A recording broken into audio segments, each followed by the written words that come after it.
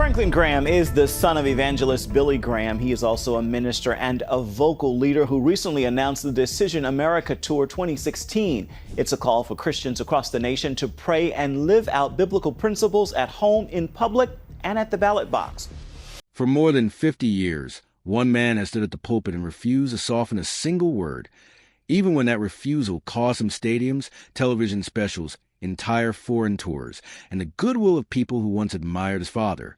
Franklin Graham did not inherit a quiet ministry. He built a louder one, a more political one, and one that has made him both a hero to millions of evangelicals and a lightning rod for nearly everyone else. Now, at 74, he says the public still doesn't understand the full story behind his convictions. So what exactly is he trying to say before the cameras stop rolling? Stick around, because his story goes much deeper than the headlines usually allow. William Franklin Graham III was born on July 14, 1952, in Asheville, North Carolina, the fourth of 5 children raised by Billy Graham and Ruth Bell Graham. While his father's name filled newspapers and stadiums across the globe, Franklin grew up on a secluded mountain property near Asheville called Little Piney Cove, largely under his mother's watch. Since Billy Graham spent much of the year on the road preaching to crowds most pastors could only dream of reaching, that absence shaped Franklin in ways that took decades to fully unpack. Rather than gravitate toward church life the way people might expect from a preacher's son, young Franklin pulled in the opposite direction. He preferred motorcycles to hymnals, hunting trips to Sunday school, and open roads to quiet pews. Teachers and relatives alike remembered him as headstrong and quick-tempered, a boy who tested every boundary placed in front of him. He smoked as a teenager, clashed repeatedly with school administrators, and was eventually expelled from one institution altogether, a moment that cemented his reputation as the family's rebel. Carrying the Graham surname only added weight to that struggle.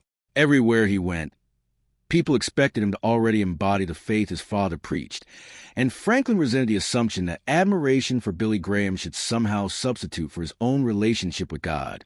That tension didn't resolve quietly. It followed him well into adulthood. By his early 20s, still searching for direction, Franklin set off on an extended trip through Europe and the Middle East with no real itinerary and fewer answers than when he'd left.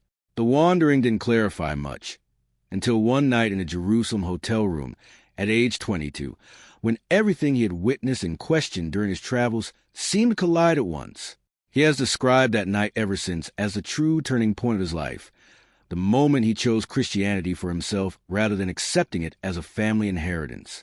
He later wrote in his memoir that being Billy Graham's son could never be enough on its own to secure anyone's salvation, insisting that faith has to be a personal decision, not a birthright. Franklin's transformation from wandering skeptic to ministry leader happened faster than almost anyone expected. In 1979, at just 27 years old, he became president and CEO of Samaritan's Purse, following the death of its founder, Bob Pierce. At the time, the organization was modest, mostly supporting missionaries and small-scale relief efforts.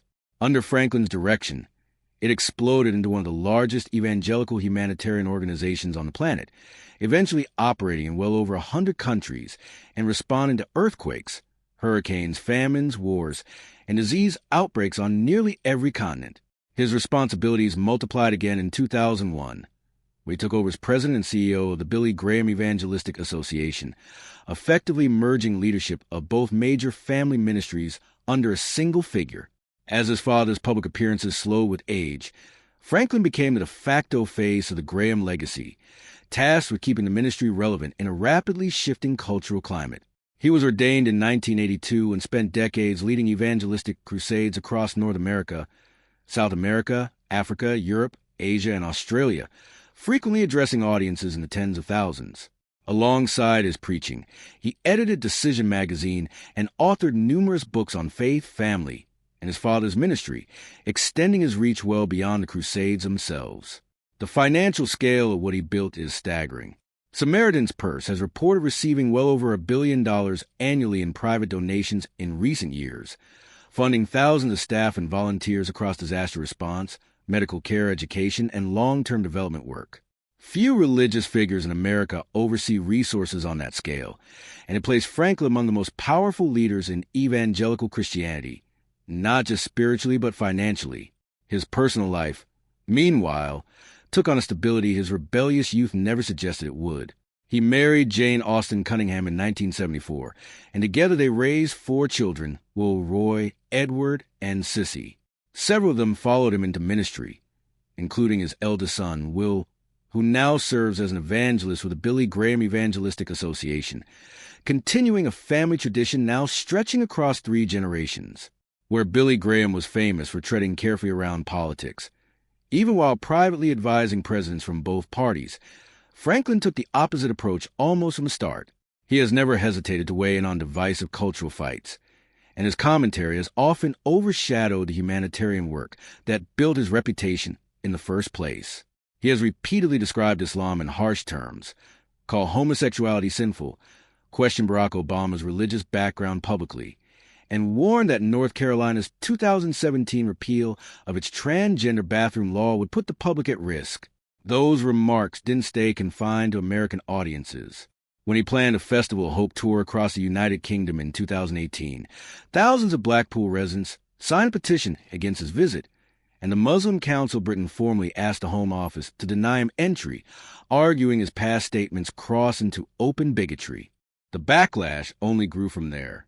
By 2020, every venue booked for his planned UK tour, arenas in Liverpool, Sheffield, Glasgow, Newport, Milton Keynes, Birmingham, and Newcastle, canceled on him one after another, largely over renewed criticism of his comments on Islam and same-sex marriage. Graham pushed back publicly, insisting he wasn't traveling to spread hatred but to share what he called a gospel of love, and he wrote an open letter to the UK's LGBTQ community, explaining that while he still viewed homosexuality as sin, he considered himself just as much a sinner in need of grace as anyone else. The explanation didn't calm the controversy in the moment, but it also wasn't the end of the story. Rather than walk away, the Billy Graham Evangelistic Association took the fight to court, arguing that the Scottish event campus had discriminated against the ministry by scrapping his scheduled Glasgow appearance. A Scottish sheriff ultimately agreed, ruling that the venue had violated the UK's Equality Act by cancelling under pressure from local politicians and protest groups, and describing the decision as little more than performative outrage. The ministry walked away with a substantial financial settlement, and several related UK legal disputes were resolved in Graham's favor as well. What had looked like a total public rejection turned into a string of courtroom wins that Graham and his supporters framed as a victory for religious liberty. He later said some of that money would help launch a religious freedom initiative in the UK, telling a crowd of thousands in Glasgow that it would support other Christians who felt pressured into silence. The pattern wasn't limited to Britain. In late November 2025, India denied him a visa ahead of a planned appearance in Kohima, Nagaland, where he had been invited to mark more than 50 years since his father preached in the same region. Local Christian leaders and Nagaland's chief minister criticized the decision as unfair, while observers pointed to past comments Graham had made about Hindu deities as a likely factor. India's government offered no formal explanation. Even in his 8th decade, his reputation for provocative remarks was still closing doors on entirely new continents. While international controversies played out in headlines, a much more personal crisis was unfolding away from the cameras. In November 2021, Graham told his followers he had undergone emergency heart surgery at the Mayo Clinic after being diagnosed with constrictive pericarditis, a condition in which the sac surrounding the heart stiffens and squeezes it, preventing it from pumping properly. Surgeons removed the pericardium entirely during the procedure. True to form, Graham described the ordeal with the same bluntness he applies to everything else, thanking his medical team and noting, almost in passing, that he was looking forward to getting back on his motorcycle once the weather warmed up. There was no dramatic framing in his account, just gratitude and an assumption that he'd simply keep working, which is exactly what happened the years that followed. That resilience carried directly into the political partnership that has come to define much of his public identity over the past decade. Graham delivered the invocation at Donald Trump's second inauguration in January 2025, standing in the Capitol Rotunda just months after praying for Trump at the 2024 Republican National Convention in Milwaukee, where he told the crowd that God had spared Trump's life following an assassination attempt earlier that summer and credited him for the Supreme Court appointments that led to the reversal of Roe v. Wade. The relationship deepened further into 2026. After Trump publicly wondered aloud whether he would make it to heaven, Graham wrote him a private letter offering theological reassurance that salvation comes through faith rather than accomplishments. Trump later shared that letter publicly on social media around Palm Sunday.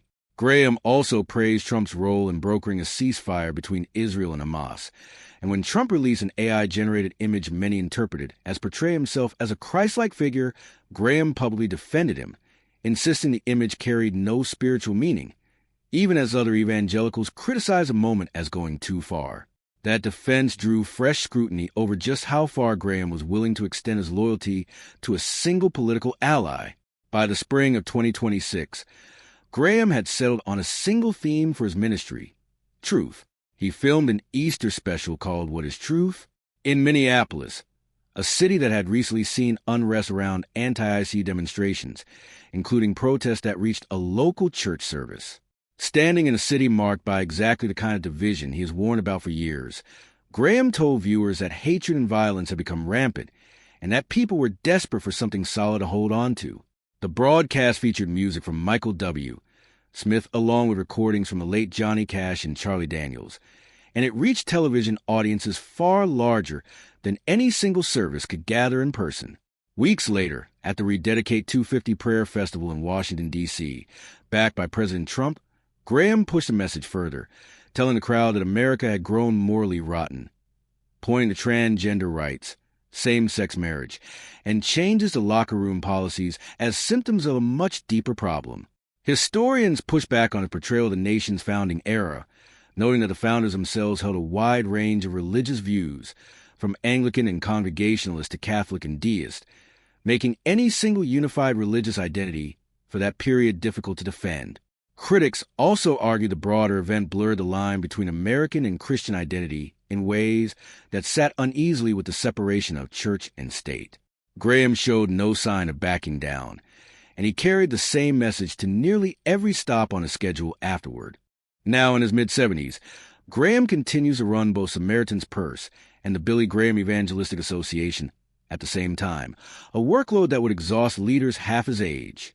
He remains one of the most consistent religious voices in Trump's political orbit and has buried close allies along the way, including Senator Lindsey Graham, whom he honored publicly as a fighter and a patriot after his sudden death in the summer of 2026.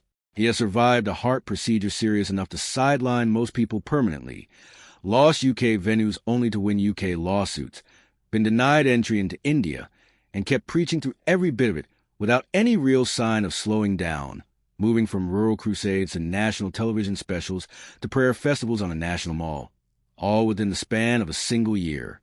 Alongside all of that, Samaritan's Purse has continued running programs like Operation Heal Our Patriots, flying wounded military couples to Alaska for rest and counseling, while simultaneously managing relief efforts stretching from Ukraine to Yemen to the Democratic Republic of Congo. In the end, what Franklin Graham seems most intent on revealing isn't some single secret he's kept hidden for decades. It's a worldview he's been building in public for 50 years, one he has no intention of quieting now, no matter how many venues cancel on him or how many governments turn him away at the border. That, in his own combative and unmistakably direct way, is the truth he has spent this entire year insisting the world needs to hear.